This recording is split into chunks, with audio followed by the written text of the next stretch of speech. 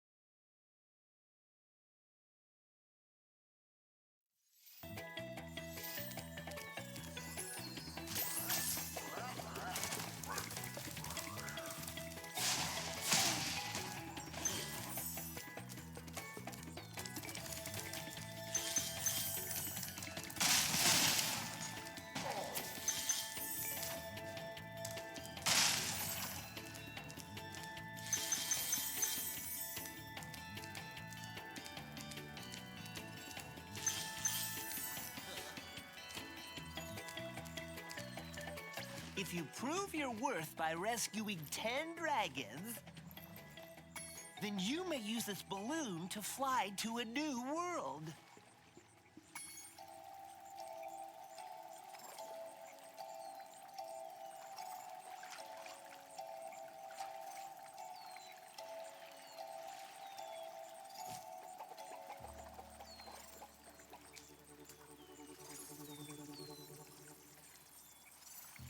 Sorry about that. I still have some allergies going on.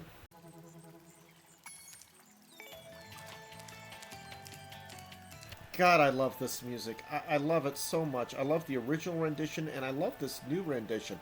Nice, quiet, almost understated, but not too much so. It's just, I love I don't know, the magical feel of this land. You know, a type of fairy tale feel. You know, and fairy tales, you know, what I think is funny is that a lot of people, you know, thought we should make fairy tales darker.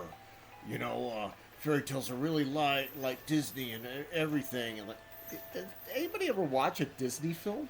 You know, Disney fairy tales were were freaking atrocious.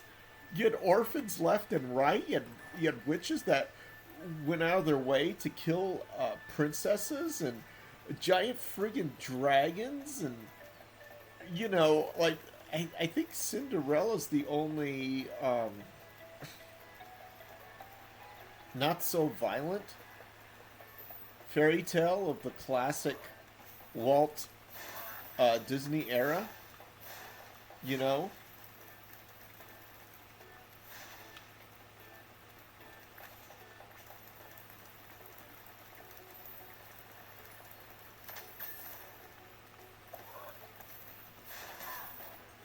And yeah, I mean, Snow White was pretty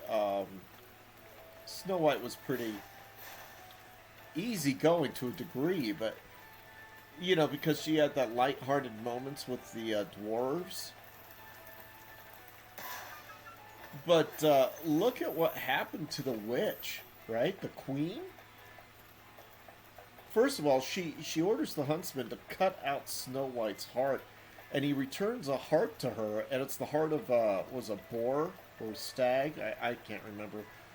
I know so many different Snow White fables that I could, I probably remember one of them. One of them's probably right. And the trees attacking her and all that stuff, and then the dwarves getting up, their ires all, you know, all in, their ires all bristling and everything. And they chase the witch down. She tries to roll a boulder on them and winds up getting crushed. Her body is crushed.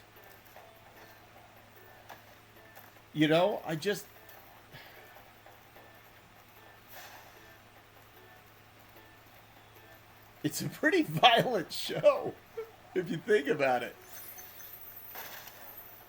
Ooh, nice skill point. Nice.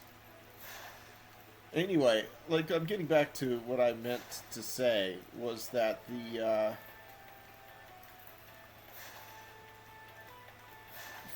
fairy tale fairy tales are pretty violent. Absolutely violent. You got dragons and everything. So when people are talking about making more grown-up fairy tales, I'm like, no. What you mean is you just want people in leather armor, prancing around like Generation X, brooding and sad, and some of those people get their asses handed to them in a classic fairy tale. Oh, now, is this a skill point? Burning things or igniting things used to be like a hidden objective in the Spyro games.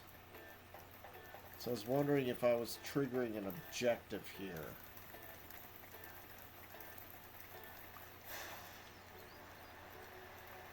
I don't think so. I think these are probably...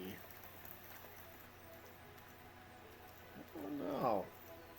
They might be a hidden objective. Alright, well let me go ahead and try this. I'm going to try and burn them all.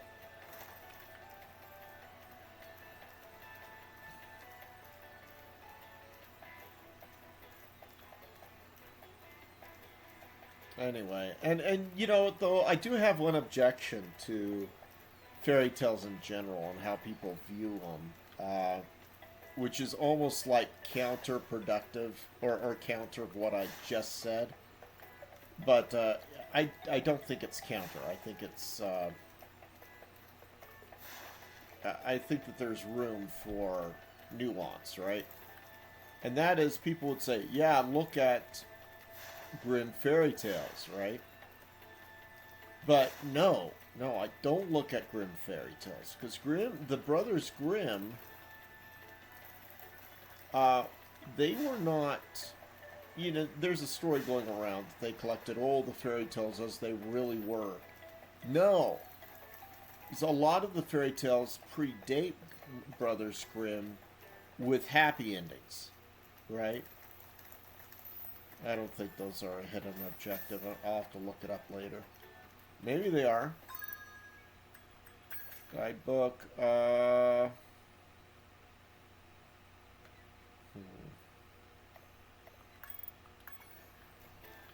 might be wrong. Anyway. But yeah, the Brothers Grimm, they did collect fairy tales, but they also changed them to be what they wanted them to be. You know, they didn't...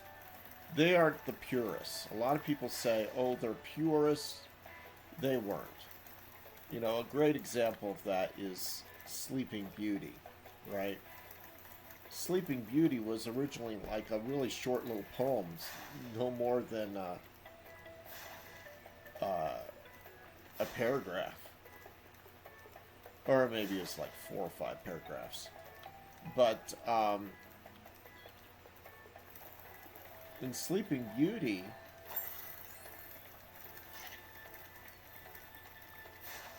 I'm going to keep doing this until I burn them all.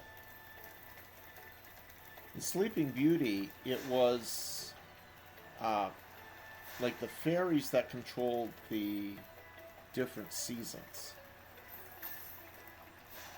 And in the ancient world, there were 12 seasons, not just 4. Like, we've simplified them.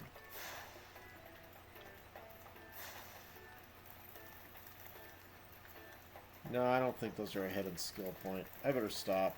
I better continue with this game. Anyway, the fairy that gets pissed off, she leaves. You never see her again. She just comes in and says, "You didn't invite me." Old crotchety fairy, because she represents winter. She says, "Well, I'm going to put you all to sleep. You're all just a bunch of jerks anyway. Here, have winter. Go hibernate."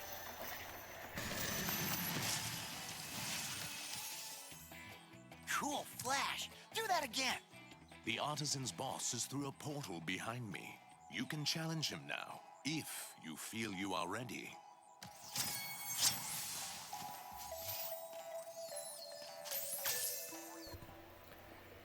Anyway, so the thing was, the poem is really about surviving the famine. You know, oh yeah, there would be no way to get all of those. They can't be a secret. If they are, that would be insane because they respawn. Anyway, so... Oh, 100% level complete. Yay! So, anyway, when the...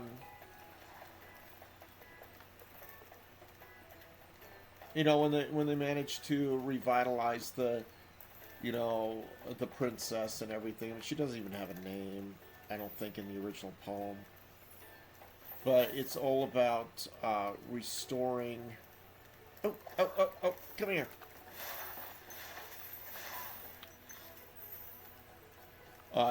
Restoring the year and life and everything. So... You know, basically, it's an allegory for winter bringing hibernation and perceived death and weathering the storm, and then, you know, everything getting better. But nobody wants the deep winter, and they all welcome the spring. And, of course, when spring comes around, Sleeping Beauty is essentially resurrected. I mean, she's not dead. But, you know, she comes back and she's full of life and everything. And so she's like the dawn of a new year. And so that's really what that little poem is about. It's a neat little poem.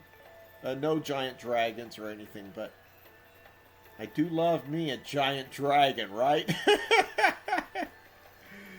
Maleficent was the dragon to beat. Up until Vermithrax Pejorative in Dragon Slayer. You know. Top movie dragons. Before that, it was, I believe, the Thief of Baghdad, and even then, that wasn't really a real dragon, right? I guess you had the Seventh Voyage of Sinbad. They sort of had a dragon, but it's more like a giant thunder lizard with spikes. You know? Giant dinosaur with spikes. Alright, so let's go beat the bad guy boss.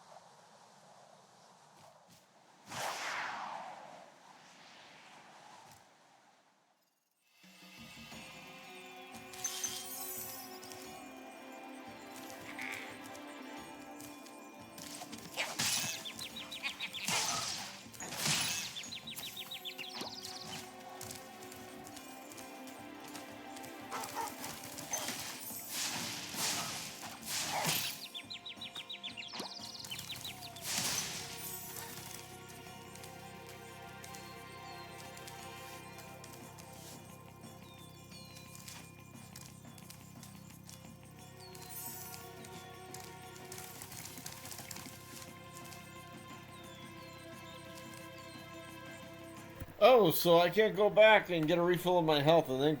Oh, okay. Alright, well, I think this is a little bit new.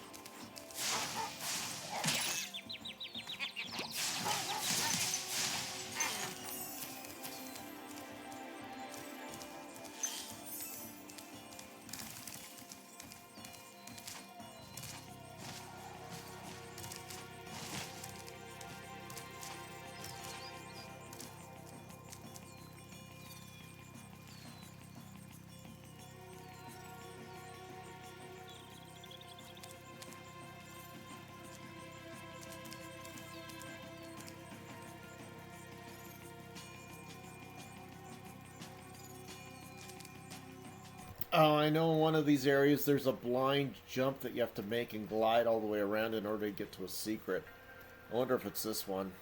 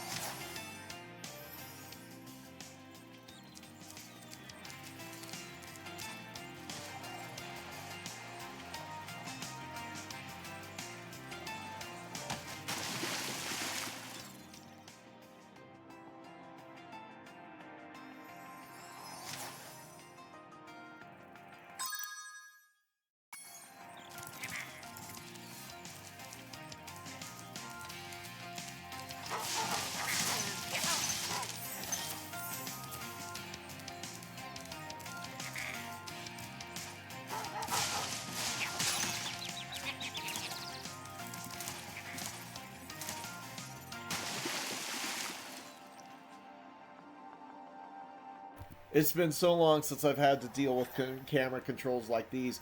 I don't think that the camera... Okay, I gotta say something for naysayers. The camera controls aren't bad. In fact, they're incredibly responsive. The problem with the camera controls, and I gotta stop looking at my face. I keep looking down here instead of the camera. The problem with the camera controls is that you gotta get used to using your right thumb while moving around and fighting. It adds an extra dimension of difficulty, which is also known as gameplay. And yeah, a lot of people don't like that. Okay, well, that maybe they don't like it, but it is good gameplay because it makes you choose what you want to do and win. You know, I like it. I think it's fantastic. I mean, just I suck at it unless I have some practice.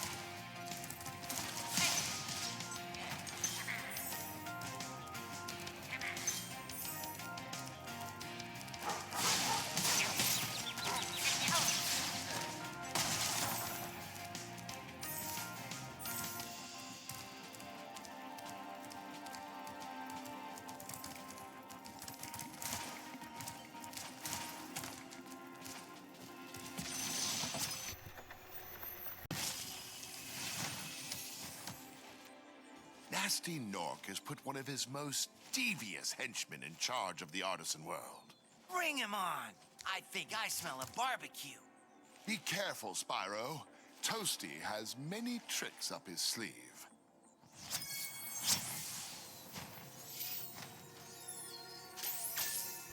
Nice. Also got to save, except I need some... Oh, God.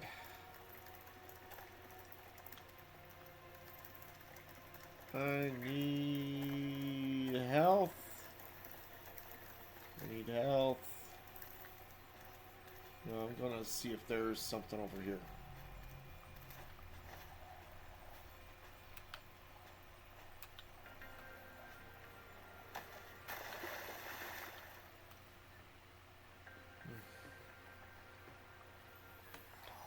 Well, that didn't work. But I did get a save. That's alright, I needed my dragonfly. I needed sparks anyway.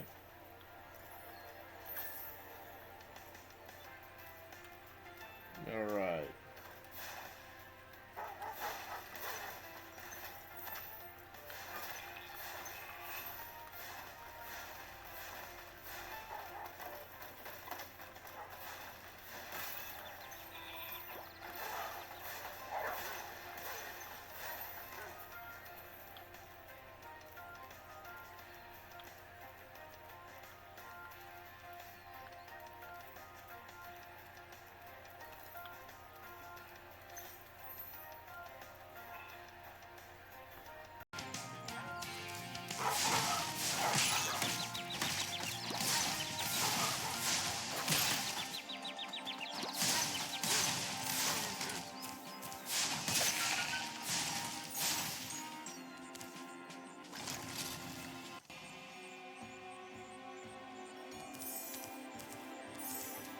Oh, nice. I got an achievement. Defeat... Oops. Knocking stuff down. Oh, that's the battery. Oh, I've been looking for that battery for a while. It was right here on my desk. I have to buy some spare batteries, and I couldn't find the right size. It's been missing for a week, and it's been right here on my desk. The one place I should have looked, and I didn't. Oh, God, that was funny. Anyway, so I got an achievement to defeat Toasty without getting hit by him. Yay!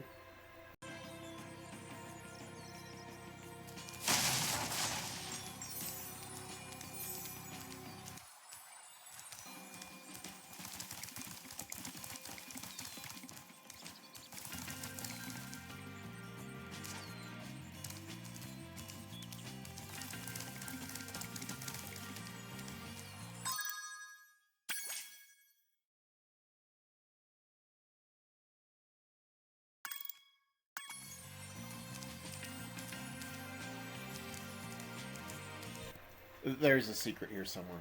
There is. There is, because I'm missing 11. I'm missing 11. Where is that secret? Save. Thank you. Let me go ahead and look for the secret. Oh. Here we go. Oh! I hit him! I blew my fire! Come on. At least now I know where it is. Oh, no.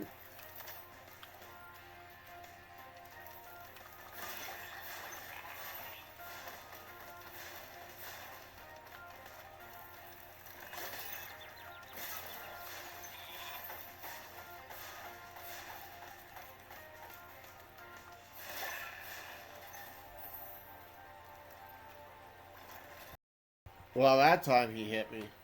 It doesn't matter. I got my achievement. Come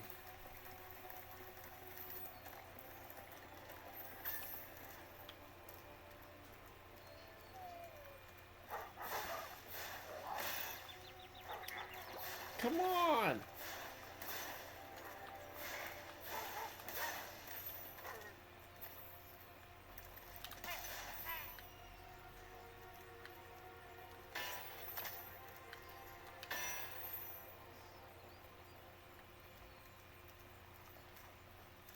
There we go. 100% of the level complete. Ooh. Booyah. Alright, I think I'm going to go back home and stop this video right here.